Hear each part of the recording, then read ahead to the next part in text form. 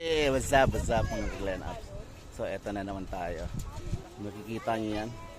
Lahat ng nakikita nyo yung grapes plantation. Nag-grapes picking kami here. So, yan. Alright? Sige. Habang nag-grapes picking, kain na rin tayo. So, eto nga, mga ka-Glen Ups.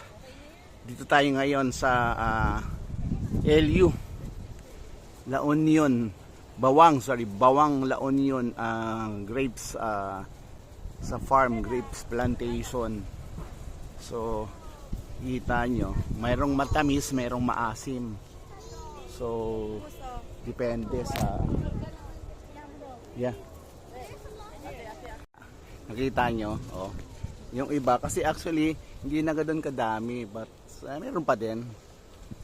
You know how much per kilo here?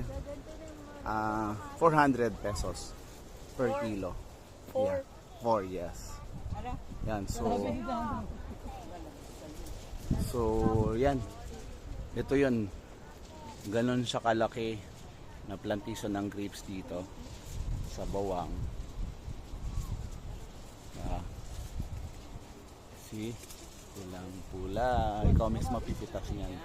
That's the good thing about that. Yan. Ikaw mismo ay no. Diba? Yan, may green pa yan. Eto. Mabubot pa yan. Alright.